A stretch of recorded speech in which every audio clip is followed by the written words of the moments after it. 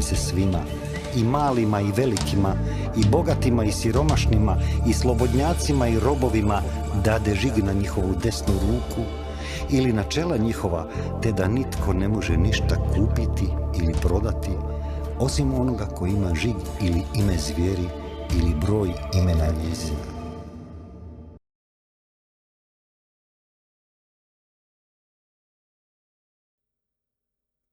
Pozdrav dragi narode, dobrodošli u još jednu epizodu Slobodni.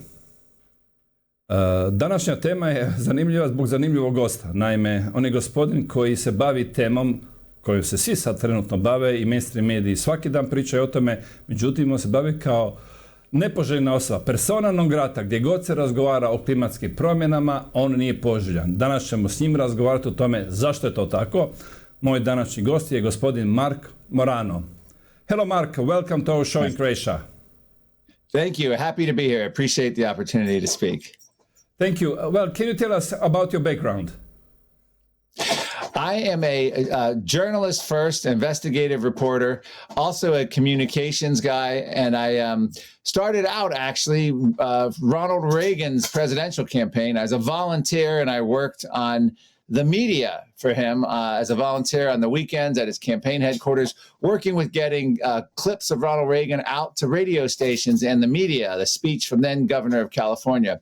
So I was always interested in politics and the media, but I was also an environmentalist. So I grew up in the 1980s, 70s and 80s, worried about the rainforest, and I wanted to be a forest ranger, and I was always concerned. And so it wasn't really until the Rio Earth Summit, the United Nations Sustainable Development Conference in 1992, that I started looking critically at the environmental movement. And after that, I started researching it, and as an investigative reporter, started covering it. I worked for Rush Limbaugh, the television show. I worked for an investigative news magazine show. I ended up doing a documentary on the Amazon rainforest called Debunking the Myths. And it turns out it wasn't endangered. It wasn't disappearing. And even to this day, the New York Times will admit for every acre of rainforest cleared, 50 are being regenerated and untouched by nature. People are leaving the jungles. And I covered all of these issues. So by the time global warming came about, I was already skeptical because I had seen a lot of the exaggerations from the environmental movement. And as an investigative journalist, I started going to United Nations climate summits. I've been to 20 out of the last 22 after I go to Azerbaijan, which is going to be in about 3 weeks here. I'm heading off there. Of course, Azerbaijan, sandwiched between Russia and Iran. I say that more for the benefit of U.S. viewers. I'm sure you guys know where Azerbaijan is, but a lot of people in the U.S. are not aware of its geography. And I'll be covering that. So I started with that as an investigative journalist, and I worked for the United States Senate Environment Public Works Committee. And Senator James Inhofe of Oklahoma, I was on the communications director, climate researcher.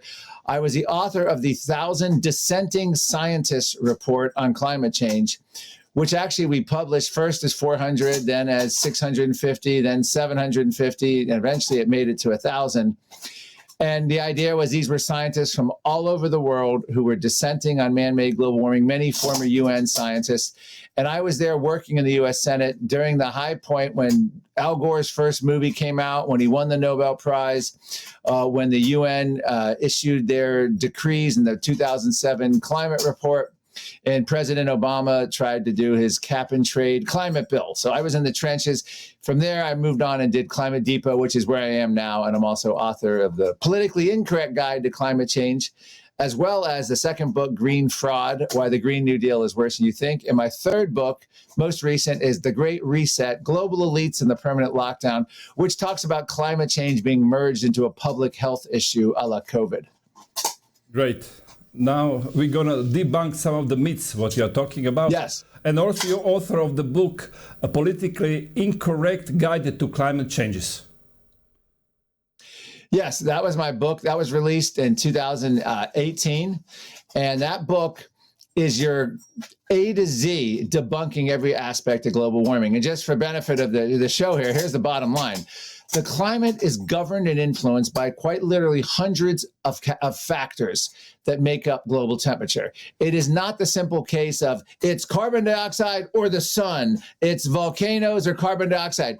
Carbon dioxide is but one of hundreds of factors. The idea that we can scientifically select one factor out of these hundreds, carbon dioxide, and say, aha, that's the control knob of the climate, and therefore we must regulate every aspect of society, whether what you drive, how often you fly, what you can eat, what kind of appliance you can have in your home, whether we're going to have electrification, whether you're going to be restricted in massive ways, all because we say carbon dioxide is the control knob. Well, it turns out that not only is it hundreds of factors like tilt of the Earth's axis, volcanoes, water vapor, methane, clouds, and of course the sun and many other factors that go into this. The idea that we can control carbon dioxide, a man-made, in our man-made portion of it, at the margins by fiddling with bureaucratic and regulatory rules through things like the United Nations, and come up with a predictable temperature or lessen a storm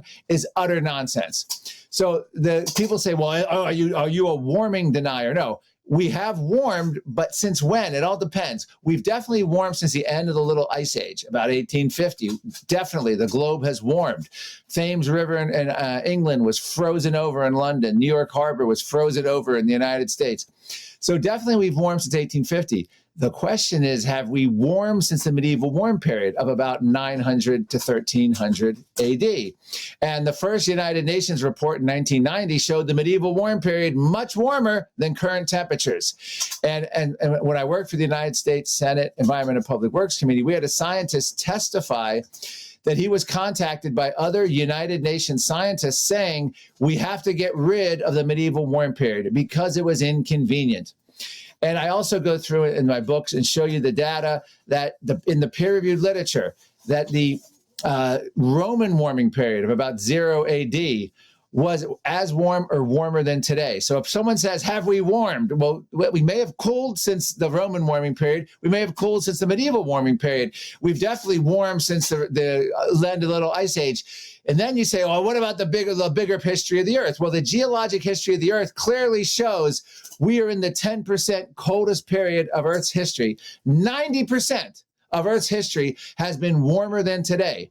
Not only that, we're in the 10% lowest levels of carbon dioxide in the Earth's geologic history. 90% of the Earth's geologic history has had much higher CO2 levels than today. And even in our mainstream media, our federal government acknowledges this. They show you charts that go back millions, hundreds of millions of years. They show the temperature much hotter than today. So the idea that we're unprecedented warmth is nonsense. And this is another one. The idea that we're facing, first of all, any kind of catastrophic sea level rise, utter nonsense. It's been rising slow and steady, again, for the last 10,000 years.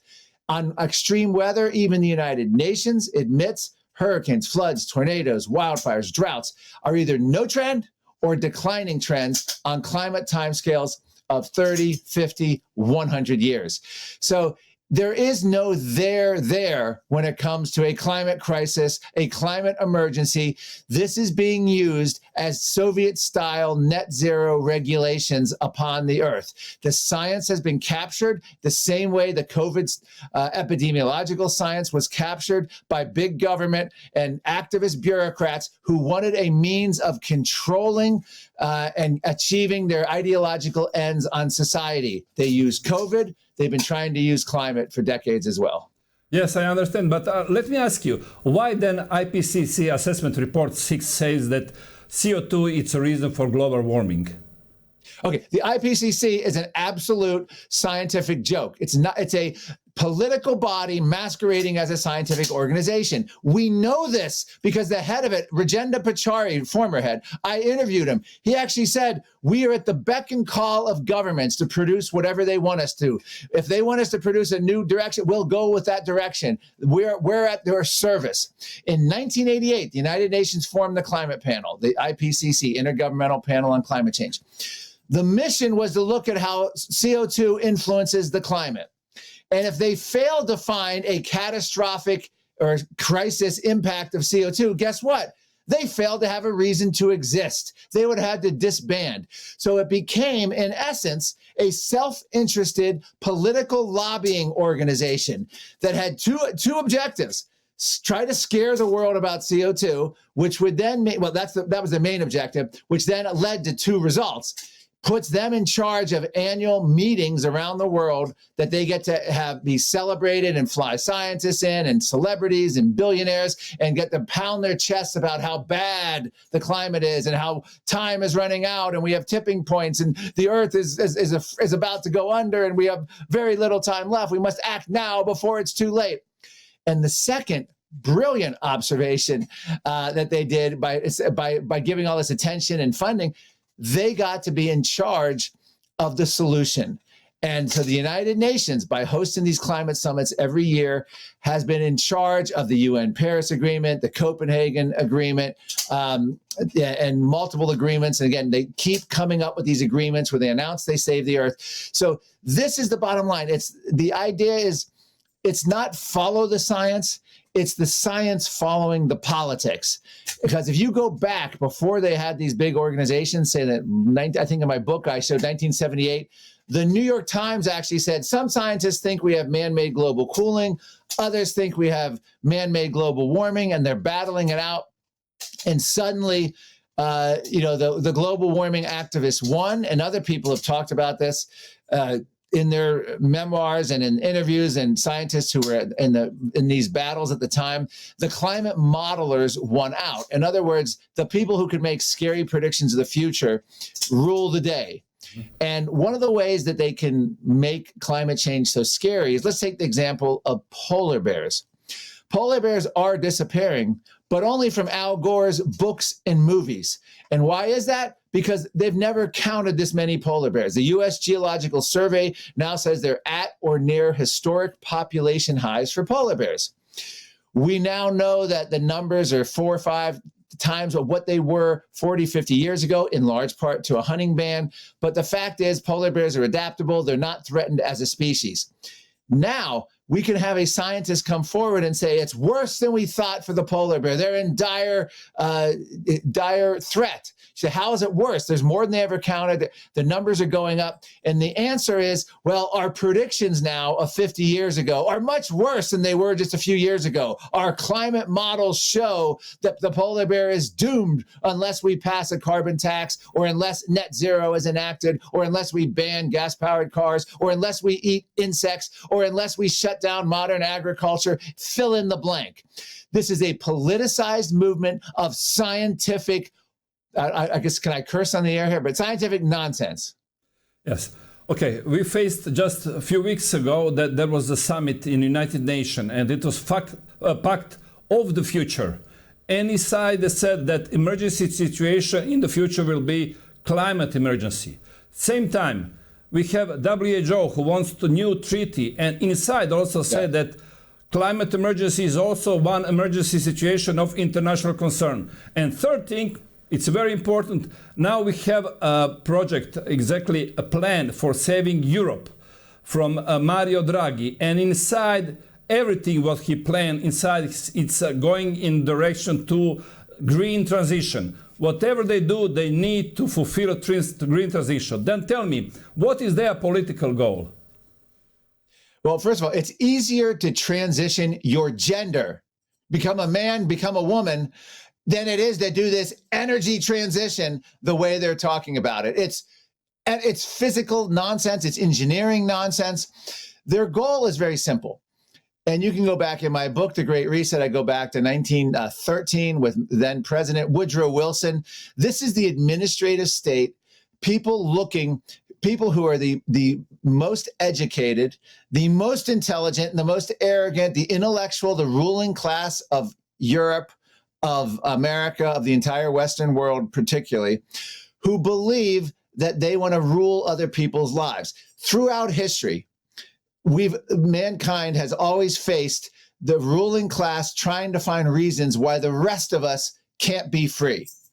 And I quote economist Milton Friedman, who says, that the idea that we're all, particularly talking about the Western world, that this is, our lot, and we're going to continue on this with freedom and prosperity and democracy. He said throughout history, this is a very rare exception, the last 150, 200 years of Western civilization, to have this kind of freedom. Most of history has been human misery, slavery, and bondage. And that is the same impulse we are fighting.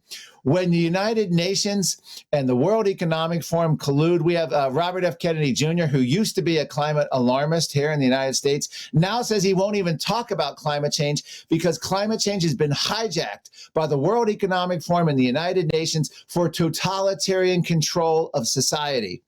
You mentioned the World Health Organization.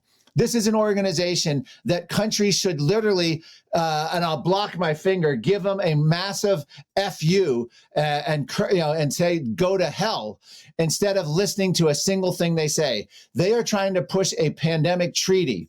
In other words, it's a treaty that's going to, and the amendments that go along with it, that is literally going to mean any country that signs on to this in the United States and all the Western world is likely to sign on to it. Maybe if Donald Trump wins, we won't, or if Bolsonaro gets back in Brazil, we won't, and maybe one or two other isolated countries in the Western world anyway, who would not sign on to this. But essentially what the WHO is seeking, the World Health Organization, is Bill Gates funded scientists at the WHO can declare a pandemic and have global instant lockdowns, global instant stay-at-home orders, global instant mask mandates and vaccine mandates and school closures and canceling of weddings and funerals.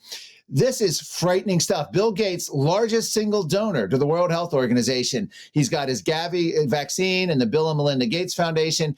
It's literally been hijacked by billionaire controls. And in fact, the whole World Health Organization needs to go back to the 1940s as a corrupt institution that you never want to give any power over national sovereignty or anything else. So the World Health Organization and public health in general in all these countries is now trying to combine climate change with COVID and public health. They're saying climate change is an existential public health threat. And this is what's most frightening. You have hospitals now going green. They want to limit anesthesia to patients because of the greenhouse gas emissions from anesthesia. So prepare to feel more pain. They want to have doctors limit the scrub up time at the sinks when they're preparing for surgery to save water. They're trying to reduce hospital emissions.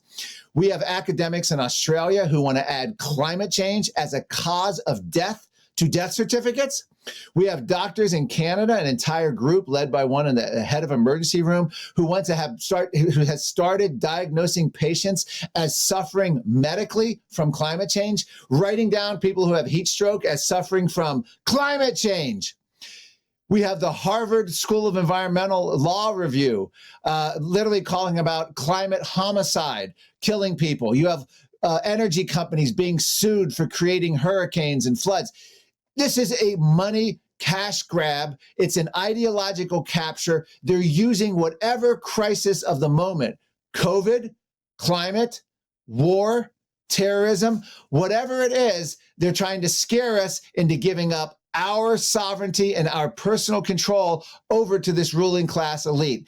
It's time for us in Europe, in the United States, the Western world, to say, hell no, go to hell, and start changing the narrative on this. Every politician here in the United States, besides Donald Trump and a couple of senators and congressmen, it is pathetic to hear even the opposition. Certainly in Europe, most people don't even want to challenge the climate narrative. Most people didn't challenge the COVID lockdown narrative. In Europe, it's even worse, and particularly places like England, where you have opposition party members who sign on to net zero. Make no mistake, this is about, net zero is about the intentional collapse of energy, food, by going after high-yield agriculture, by going after meat eating, our freedom of movement by banning gas-powered cars, and our freedom of speech. They're coming after all of these. They're doing it under the guise of it's for our own safety, and they're here to help us. And most of the West is sleepwalking in to this tyranny and slavery. I saw something very interesting. The same people who are religiously believed in the COVID lockdowns, in the virus, in vaccines, the same people are promoting these measures for decarbonization. Is this coincidence, or there are maybe some kind of, there is a kind interest they have? No, it's not coincidence. Leslie Hoyle was the House of Commons speaker in the UK, said it best. He said he was amazed at how compliant people were during the COVID lockdowns. Now is the time to morph this over. And you have everyone from Bill Gates, George Soros funded academics in Europe using phrases like climate lockdown. Now that COVID is over, it's time to go to another type of lockdown, this time a climate lockdown. We have the UK Guardian promoting studies claiming we need a lockdown every 18 months, a climate lockdown, in order to meet our net zero UN, United Nations climate goals. So what's happening here is there's a merging. They realize climate, after decades, did not have the power, the mojo that a virus did. A virus scared the hell out of everyone. It scared them fast. It scared them into literally accepting tyranny overnight. Unprecedented. COVID tyranny, COVID lockdowns, and the way it was done, everywhere in the world, you had no ounce of democracy. In other words, what happened was lockdowns, stay-at-home orders, weddings, funerals canceled, schools closed, vaccine mandates, mask mandates, you name it, all happened without a single vote of democracy. You didn't have parliaments voting on it. You didn't have city councils. You didn't have House of Congresses or any other legislative bodies. Instead, the entire once free Western world became like one-party rule China overnight. We had essentially unelected bureaucrats in the form of public health officials colluding with governors and presidents and prime ministers who would use executive orders or just under emergency decree, declare an emergency, become a dictator. And they were able to do all of this without an ounce of democracy. Coincidentally, the corporate government collusion, what we saw, was after decades of the ruling class elite praising China's one-party rule. You had Tom Friedman on the pages of the New York Times praise China's one-party rule for being enlightened and getting things done. You had Justin Trudeau admiring China's basic dictatorship in 2013. You had the Apple Corporation CEO Tim Cook saying Apple and China's values are in alignment. You had Democrat presidential administration members praising China's one-party rule. Well, guess what? In March of 2020, the entire once free Western world followed the Chinese model. Most consequential decisions of our life were made without any input from the citizens. And the same thing now is happening with climate. In the case of the gas-powered car ban, virtually no one has voted to ban gas-powered cars. In the United States, a California governor issued an executive order, and unelected bureaucrats at a California Air Resources Board came up with a gas-powered car ban and timetables. 18 states followed suit. And then in the Biden administration, the EPA issued directives without a vote of Congress. And then they colluded corporately with the big automakers and corporations to literally start banning gas-powered cars.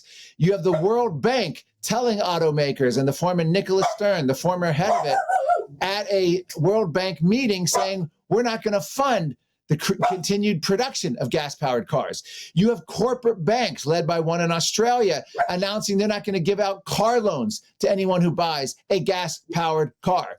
You have cities in Colorado and California, beginning in the United States, banning the creation of new gas stations. So even if you own a gas-powered car, you can't get gas for it. They're going to make gas station shortages. We are literally following the page of Erich Honecker's East Germany under the old Soviet bloc, where the government said you could only have one government-approved car, the crappy East German Trabant, of which we've rationed and you'll be on a waiting list for 5 to 10 or plus years.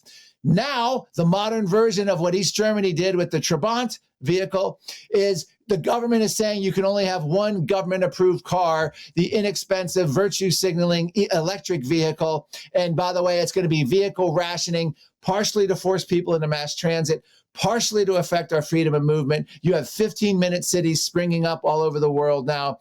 And the idea is They don't want us traveling. Here in the United States, CNN, our corporate news outlet, suggested carbon passports issued by the government to monitor every citizen's airline travel and travel in general. And if you exceed your limit, then you have to be reduced. We have Visa, MasterCard partnering with the United Nations and World Economic Forum to come up with a master and credit cards that monitor your carbon footprint. If you exceed your carbon footprint by eating too much meat or driving too many miles in your gas-powered car, it stops your ability to spend money. That combined with restrictions on our freedom of speech, and central bank digital currency. You can go to a store at some point with central bank digital currency. You won't be able to buy groceries if the government determines that you have hate speech on a social media. You'll have to change that or you won't be able to spend the money. We're already seeing that. People like Nigel Farage in England got debanked by NatWest Bank because of his position on climate change. He was skeptical of it. So this is corporate government collusion. This is what the Great Reset is. This is what COVID tyranny is. And this is what climate communism at its core really is. Yeah, you're talking about Great Reset, and the author of this book, Great Reset, COVID-19, is Klaus Schwab. But he also author of the book, Stakeholder Capitalism. And I had one show, and I call it Stakeholder Communism. And it seems that you are explaining exactly that. What he proposed in this book, they are now implementing all over the world. In fact, stakeholder capitalism doesn't look at, capitalism is not the right word because it's not looking at your return, how much money you make, you help your investors, how you can grow a company. It looks at different metrics, and the idea is your social responsibility, your climate commitment, whether you're good to LGBTQ and trans ideology, critical race theory. It's everything but. Yes, and so that's the idea. They've hijacked our economic system. They've hijacked our freedom of speech. They've hijacked our energy system. They've hijacked our transportation system. They're trying to hijack our agricultural system.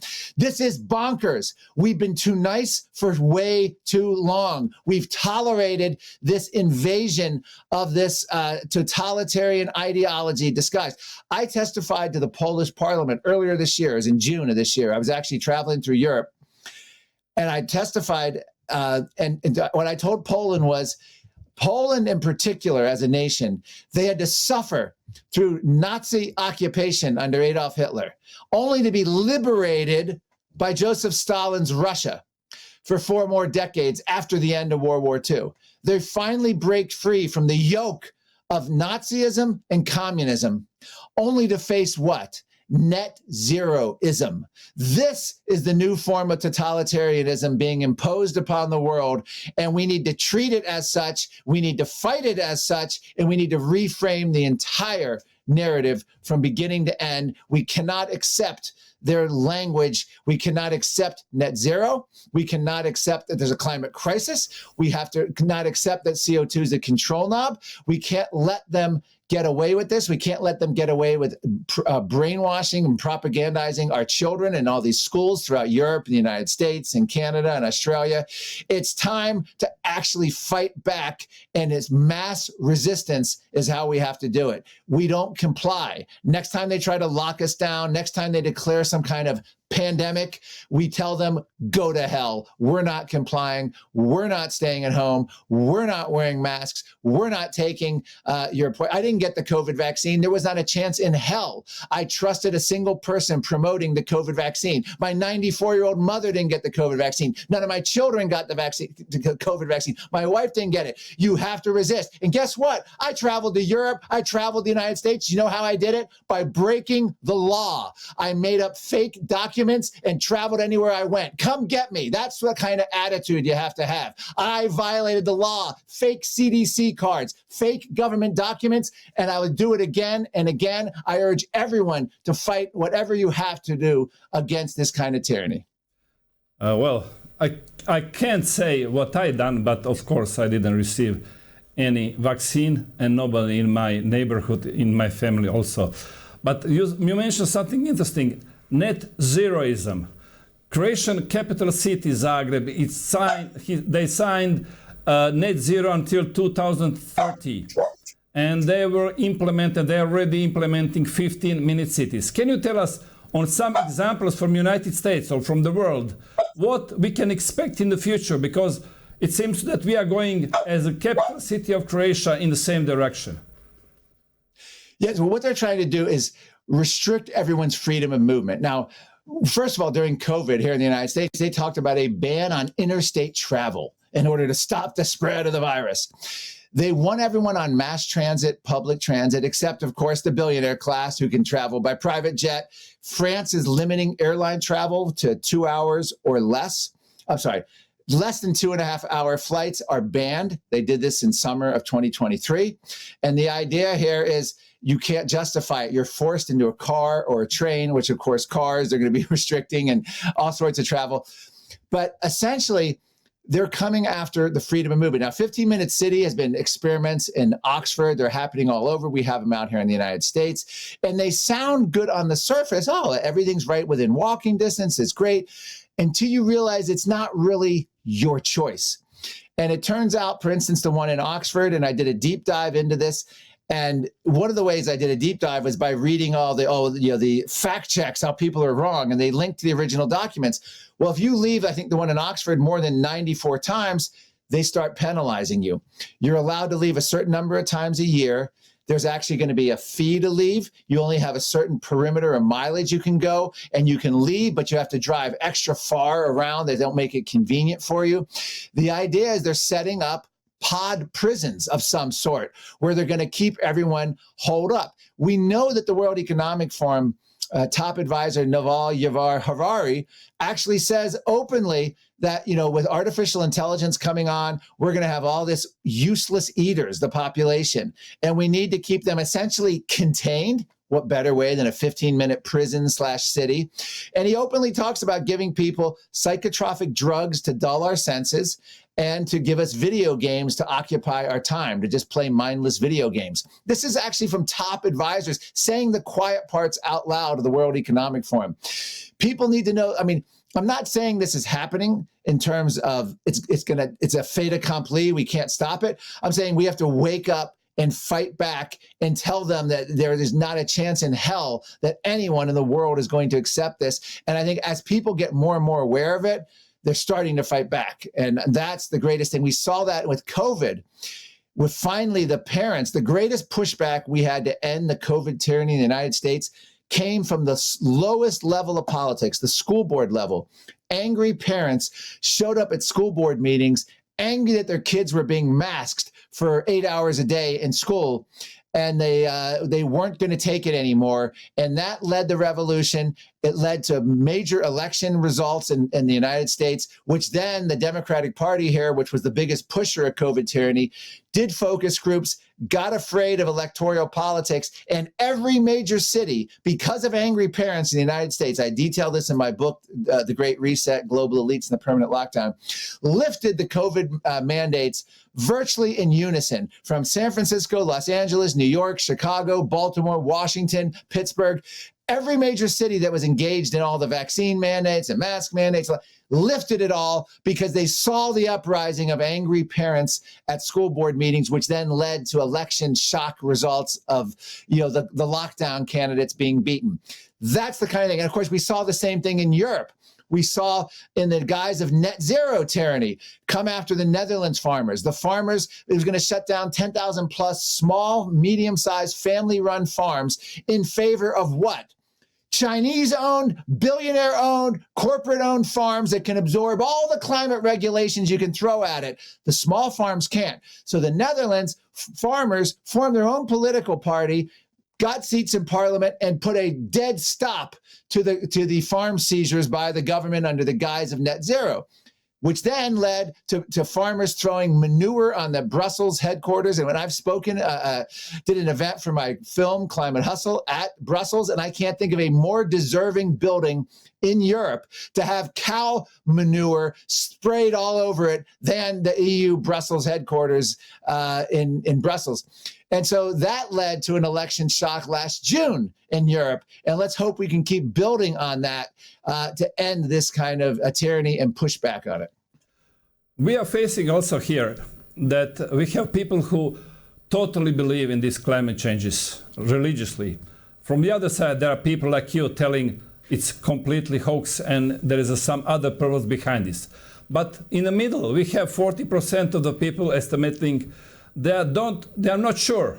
What is your suggestion to them? How they can came and find out what is the real truth, because they are confused and they don't know what to do, and they are being pushed from the side of government to do some things that they don't understand, but obedience is the big problem. It is. I think COVID actually helped wake up a lot of people, and there's a whole bunch of people. In my book, The Great Reset, Global Elites and the Permanent Lockdown, it's about Klaus Schwab's Great Reset book. I have a lot of former progressives, liberals who were pro-lockdown, pro-climate scare, who reversed themselves. And I detail all of them in a whole chapter in the book. It comes down to this. Do you trust your public health agency in the government? Do you trust your science agency? Do you trust your War Department to tell you the truth? And more globally in the Western world, citizens do not trust their government anymore, especially after what we saw happen with COVID. So in many regards, it's an easier sell to tell them. When I go to audiences that are in the middle, don't know what to believe, I'll say, well, we were told that masks stopped COVID. We were told the vaccine would stop COVID. We were told that lockdowns worked initially. Now, every major organ and peer-reviewed studies, even mainstream media is admitting masks didn't work, the lockdowns didn't work, and the vaccine doesn't work. Bill Gates has admitted the vaccine didn't work, and it was a bad vaccine. So we know that we were, let's not say the word lie. We know that we were told factually incorrect information at every turn as they tried to control us and not allow us to dissent or debate.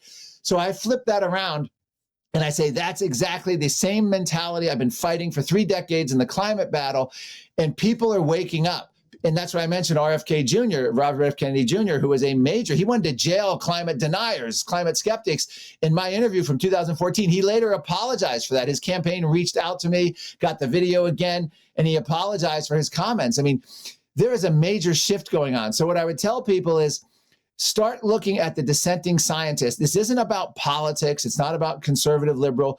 We have one of the greatest climate skeptics now as a former President Obama scientist who worked in his administration.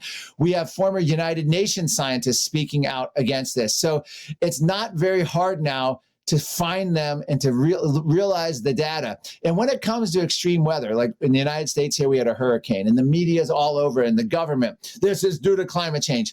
We know that the United Nations, we know that the National Climate Assessment, all these reports on climate timescales, extreme weather is not increasing. But what the media does and what the climate activists do, it's kind of like the lottery. You have lotteries in Europe.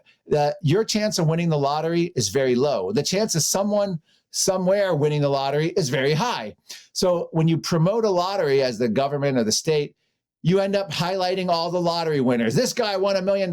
He won 10 million. He won $500,000. They have a big cardboard check they hold up and they're buying new cars and they just hit you with all these images. You get the idea that more and more people are winning the lottery, that you should be playing, that the lottery is paying out more money than ever before. It's unprecedented amount, and it's all nonsense. It's all propaganda. That's exactly what they do with extreme weather. They pick a hurricane in Florida. They pick a tornado in Oklahoma. They pick a heat wave in France. They pick a flood in Australia, and they combine it all and make it look like it's all unprecedented. Yet we know that global floods are no trend or declining on 100-year timescales, according to the data, peer-reviewed literature. We know that hurricanes used to be much worse when carbon dioxide was lower. We know that droughts were much, much worse and that global droughts are not showing increases. Even heat waves here in the United States, we have the best record temperature. Heat waves were 8 to 10 times hotter than anything we're contemplating right now in the United States. In the 1930s, the heat wave index was massive. You can look at the Joe Biden's Environmental Protection Agency chart. So I start showing people all this. The Washington Post just a few weeks ago had a global temperature reconstruction going back 500 million years, showed that the temperature way up here millions of years ago and the current temperature way down here. So geologically, even the corporate media admits it, but they, of course, don't put it in the right context, and they claim this proves our climate change is even worse than we thought in some way. So I think people are waking up. I think it's about the lack of trust in government and government institutions. And that's the greatest tool we have to bring back freedom and to fight this tyranny. Just one more question for the end. Is it possible that they're using geoengineering and impact on climate for convince people that is really happening, these climate changes? It's a great question, because we have conservative Congress people here in the United States saying the government controlled our hurricane and they're doing it. Here's the story on that. For decades, and I mean 50 plus, 70 years, the governments around the world have been trying to manipulate and control weather. China has an entire department of weather modification. Russia has bragged about creating snowstorms in Moscow. You have President Joe Biden here in the United States just say 2 years ago, the U.S. government doesn't control the weather yet.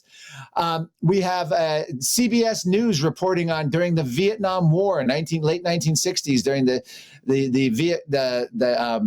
Tet Offensive, I believe, that the Viet Cong, we tried to flush out the Viet Cong using cloud seeding and spraying chemicals in the atmosphere to create monsoon rains in order to flood them out of tunnels.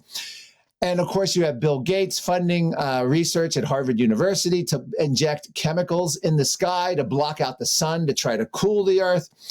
You have John Brennan, a former CIA official, warning about, or alluding to the government trying to control the weather. The bottom line is this: if they could control the weather, they would. But as I already mentioned, extreme weather is not any worse. It's actually either less or about the same as it's been over the last century. So that's not happening. We know the government would love to control the weather, but here's the bottom line. They can't control it with taxes and regulations and net zero policy, and they still can't control it with their government manipulation, spraying chemicals, blocking the sun. They're trying, but their atmosphere is way too powerful, way too complex. I don't think there's any impact at all on what the government's doing. I do understand why people believe it and get scared about it. It's a waste of money on one level. It's also, if they were ever successful, is dangerous, like what Bill Gates is trying to do, block out the sun to cool the earth. It's bonkers stuff. But Harvard University is more than happy to take millions, billions from Bill Gates and other billionaires to do that. Thank you, Mark. It was a real pleasure. All right. Thank you very much. Appreciate it. Evo, dragi narode, imali ste još jednu priliku čuti mišljenje nekoga ko se uistinu tim bavi. Dakle, toplo preporučam da pročitate njegove knjige i da idete na njegovu web stranicu koja se zove Climate Depot. Sve te informacije koje tamo nađete možete provjeriti, kao što sam učinio ja. Pročitao sam knjige, pogledao sam. Zainteresirao sam se za temu duboko kako bi mogao vama prezentirati ono što radim već nekoliko epizoda vezano za klimatske promjene. Toplo preporučam i vama. Naime, zašto to govorim?